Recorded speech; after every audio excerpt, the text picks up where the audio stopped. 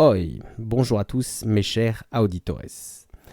Alors comme je te l'ai dit dans un épisode précédent, pendant cette très longue pause de plus d'un an que j'ai fait sur ce podcast-là, j'avais eu pour ambition de sortir un autre podcast plus orienté tout ce qui va être un peu plus management, un peu plus pro on va dire.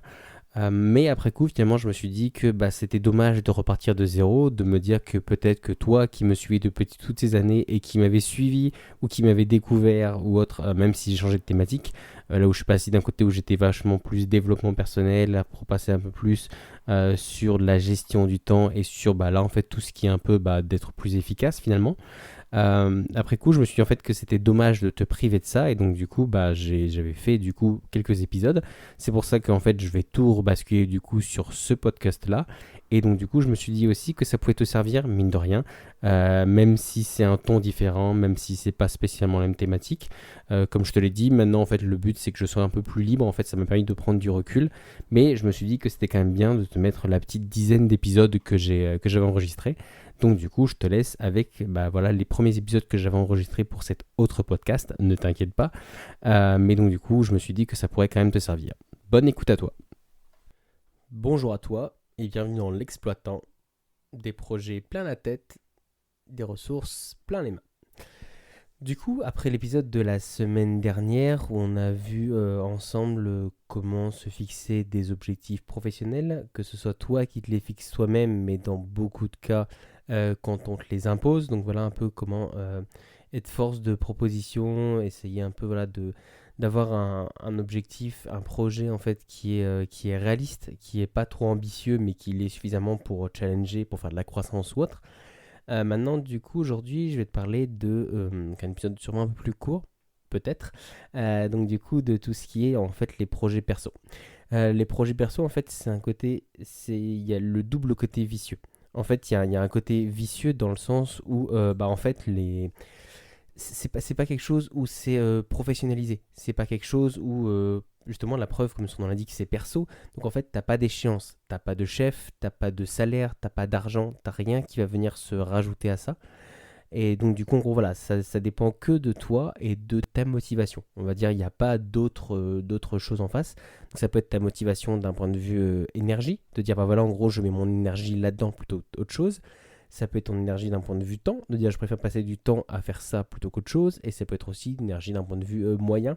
Si par exemple tu te dis j'ai beaucoup, voilà, j'ai un budget pour vivre, manger, payer ma maison ou autre, payer là où je vis ou autre. Et là du coup en gros tu te dis est-ce que je suis prêt à allouer en gros cet argent-là pour acheter un peu des matériaux, pour acheter des choses, du matériel, des choses pour le développer.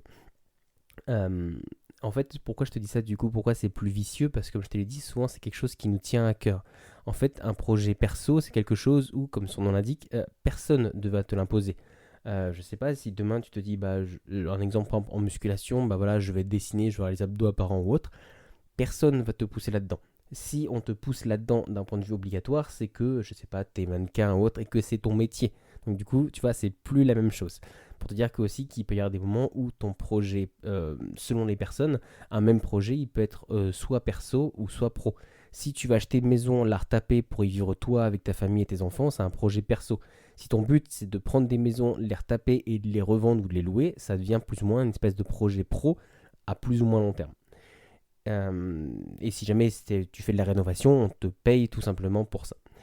Donc du coup, voilà, pour te dire que les projets en fait pro, c'est plus personnel, mais en fait c'est plus vicieux. Parce qu'en plus, par rapport, comme je te disais, à des projets pro qui t'en sont souvent imposés, donc sauf si tu es chef d'entreprise ou que tu es, on va dire, suffisamment haut de la hiérarchie ou que ton entreprise te laisse suffisamment d'indépendance pour que tu puisses un peu fixer tes propres objectifs, ce qui est... Enfin, ils peuvent te donner un peu d'indépendance, mais il y a quand même des grands axes qu'on va dire la tête est obligée de donner.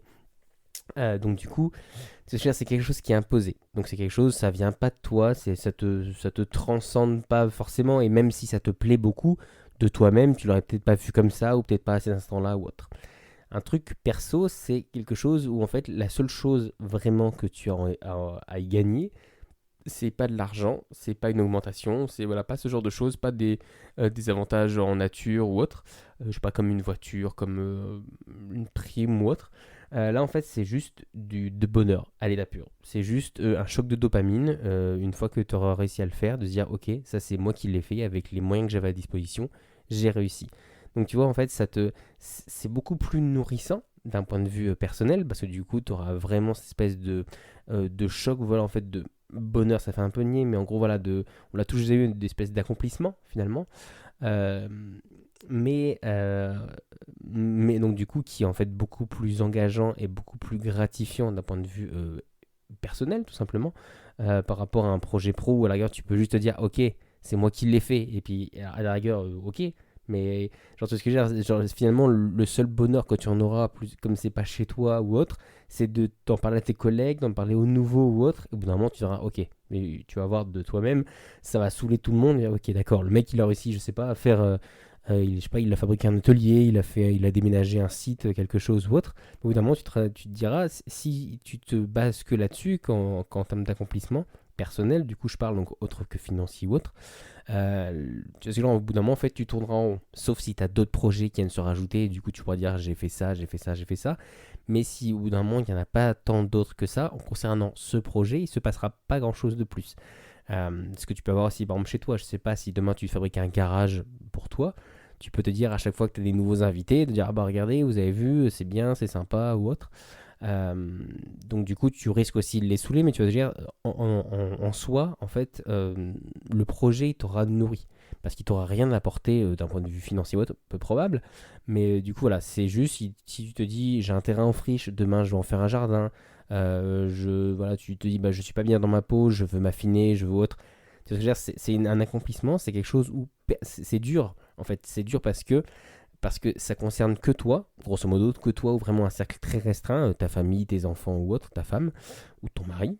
Donc du coup, tu vois, c'est vraiment un cercle très restreint. Même la majorité du temps, ça concerne que toi, parce que c'est rare, même si tu trouves des gens avec qui tu as beaucoup d'affinités, je pense que c'est important quand même de trouver des gens qui ont des points de vue différents et que tu faut faire des choses pour que ça te rende heureux de toi, pas pour que attendre de la reconnaissance de quelqu'un d'autre ou autre. Donc du coup, là, on parle vraiment de quelque chose où une fois que tu l'as fait, même si personne ne le voyait jamais, tu serais content parce que tu te dirais ah, c'est moi qui l'ai fait, c'est comme je voulais le faire, voilà. C'est comme ça que je l'imaginais et c'est moi qui l'ai fait. Donc du coup, voilà, ça te nourrit de ce côté-là, vraiment plus qu'un salaire, on va dire, le côté un peu spirituel, tu vois, en gros, t'as une espèce de sentiment d'accomplissement. Mais le problème, c'est que, comme je t'ai dit, personne ne vient te prendre par la main. Au pire, on te relancera un petit peu, tu vois, tu pourras avoir des potes qui diront, bah attends, tu nous as pas dit que t'allais faire ça, tu pourras ta femme qui dit, bah oui, mais ça fait des mois ou des années que t'as dit que t'allais faire ça et que tu l'as jamais fait. Donc tu vois, en fait, ça tourne plus à une espèce de pression, mais une pression en plus, un côté un peu malsain, parce que tu vois, t'as pas d'échéance. On te dit, t'as pas de budget, t'as pas vraiment d'objectif, tu dois pas vraiment rendre de compte à personne. Et pour autant, de temps en temps, on peut te relancer en disant bah oui, bah ça en est où c'est toi que t'as dit t'allais faire ça, tu l'as fait, tu l'as jamais fait, ce genre de choses. Donc du coup, tu vois, ça peut être les moments où tu as une espèce de rappel ou des espèces d'échéance, ça peut être du coup un peu malsain. Que ce soit les autres ou que ce soit toi, tu vois, tu peux aussi te mettre la pression. Je connais voilà, des gens qui sont toujours dit ah bah tiens, je vais me mettre au sport ou autre, qui en ont fait 4-5 séances dans leur vie et donc du coup qui à chaque fois dès qu'ils repassent devant le miroir, je sais pas, après un chinois ou un truc un peu costaud, disent bah voilà, t'as vu, j'arrive à rien, je vais nulle part ou autre. Bah en fait non, c'est finalement juste que en fait, tu as un objectif, tu t'es pas mis d'échéance dessus. C'est ton objectif à toi, donc personne ne peut faire les efforts pour toi, personne ne peut le faire à ta place, parce que là voilà, on parle du corps, tu vois, personne ne peut faire des pompes à ta place, mais même si par exemple il y a quelque chose de concret, je sais pas si c'est refaire une chambre ou une maison, si c'est ça ton projet de le faire, de dire je veux la retaper, si demain tu payes quelqu'un pour la faire, le final sera le même, mais en fait là c'est plus une question de est-ce que dans un projet comme ça, est-ce que finalement le chemin est pas plus important que l'arrivée, tu vois, est-ce que finalement le but c'est pas plus que tu dises ok, j'en ai chié, j'ai pris du temps, j'ai découpé, regarde je l'ai fait de mes mains, je sais pas, je me suis raflé là et tout ça, puis là je me suis fait mal, je suis tombé, tu vois, limite ça fait des souvenirs, ça fait des anecdotes, plutôt que de juste dire ah bah du coup non bah j'ai filé 300 balles à un mec et c'est lui qui l'a fait, tu vois, c'est le final, le rendu est le même, mais en gros, c'est pas la même chose, tu vois. Tu peux te dire, après, ça peut être quelque chose d'ensemble, tu vois. Tu peux avoir il y a des gens, des fois, qui retapent, je sais pas, toute leur maison, et ils disent juste, je sais pas, la salle de bain ou la cuisine, c'est quelque chose de vraiment complexe. Il y a des prix, des aérations, des évacuations au dos ou autre. C'est tout, je le fais faire par quelqu'un d'autre, et donc du coup, quand tu les écoutes, en fait, cette partie-là, tu vois, limite, ils s'en dédouanent en disant, ben oui, cette partie-là, je l'ai fait faire, tu vois, je sais pas, l'isolation ou autre, cette partie-là, je l'ai fait faire. Mais après, leur but, c'est de dire, bah oui, mais le reste de la maison, c'est moi qui l'ai fait. Donc c'est bien pour te dire que finalement, leur projet, c'était de rénover la maison en général. Et donc du coup, ça, c'est un petit élément où bah, ils n'ont pas pu le faire tout seul. Ce qui, voilà, il faut pas non plus se dire, faut pas non plus vouloir porter tout le monde sur son dos. Donc du coup, de vouloir absolument se flasher en disant c'est moi qui dois le faire tout seul parce que voilà, parce que voilà, c'est parce que je sais pas, on t'a vendu une espèce de truc dans des formations, dans des vidéos, je sais pas où, tu sais, il faut que tu sois dur, faut que tu encaisses tout, que tu portes tout, que chaque réussite soit due à toi. Pas forcément, il y a plein de choses où tu peux avoir besoin de gens, des fois parce que t'as pas le choix, et des fois aussi tout simplement pas parce que bah, ça peut être bien aussi, tu vois, de faire participer, voilà, je sais pas, ta famille, tes amis ou autre à un projet, et qu'après, tu vois, dans des années, quand vous aurez des enfants ou autre, chacun, vous pourrez vous regarder en disant, ah tiens, tu te souviens, ça, hein, on l'a fait à deux, tu te souviens, on a coulé la dalle, on a été mûr, on a fait ça. On a fait ce genre de choses. Donc du coup, en gros, c'était un peu ce que je voulais dire, c'est-à-dire que bah, finalement, personne ne fera les efforts pour toi, et il faut que personne ne les fasse pour toi. Et donc du coup, comme personne ne peut les faire pour toi, c'est toi qui es obligé tout seul de te motiver à les faire, à avancer, à aller de l'avant, tout simplement. Et donc du coup, tu vois, tu as une espèce de... C'est pour ça que je te dis, c'est un peu compliqué parce qu'en fait, c'est une pression que tu te mets tout seul d'un objectif que tu as choisi ou que voilà, vous avez choisi un peu en cercle vraiment restreint, mais le mieux, là, comme on parle vraiment perso, c'est quelque chose que tu as choisi pour toi. Et donc du coup, voilà, tu l'as choisi pour toi, mais voilà, c'est ton projet et personne ne pourra le faire à ta place. Et si quelqu'un le fait à ta place, bah du coup, ce sera plus ton projet.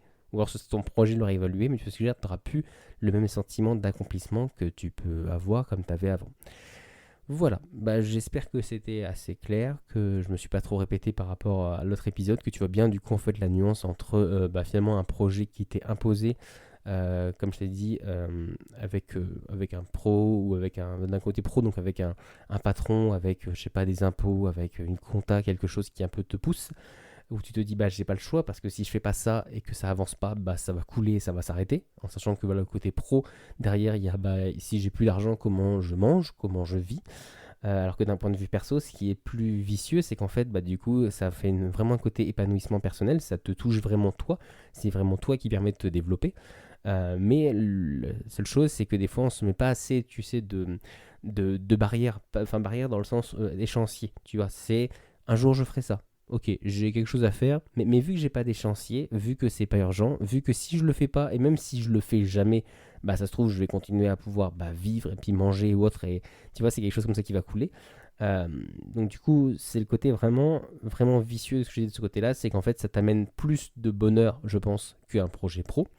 Euh, mais la seule chose, c'est que souvent, on les amène moins à échéance, même dans quasiment beaucoup plus de cas, parce que bah, en fait, on n'a pas de chef, on a personne qui nous le rappelle, grosso modo, et même si on a quelque chose qui nous le rappelle, tu vois, ça nous frustre un peu, parce que finalement, la seule chose, que ce soit les autres ou nous, quand ça fait un rappel de ça, c'est un rappel négatif, tu vois. C'est pas quelqu'un qui vient te dire, qui rentre dans ton bureau en mode, ah bah tiens, j'ai vu que tu avancé sur le dossier, ça en est où? La plupart du temps, quand tu as un rappel d'un truc perso, c'est soit quelqu'un de ton entourage qui dit bah du coup, ça en est où? Et du coup, ça te rappelle bien que t'as rien fait, ou soit c'est toi-même quand t'es dans le fait accompli devant, je sais pas, voilà, comme je te dis, la pièce que t'as jamais rénovée ou le morceau de jardin qui est toujours en friche. Là, du coup, tu vois, ça te fait le rappel de ah bah oui, mais en fait, j'ai rien fait. Du coup, voilà, j'ai bien fait du coup le distinguo entre les deux. On continue du coup une petite définition du sujet. Je pense que dans les prochains épisodes, on parlera du coup des différentes ressources qu'on a. Sur ce, moi, je te remercie de m'avoir écouté et je te dis à bientôt pour de nouvelles aventures. Ciao!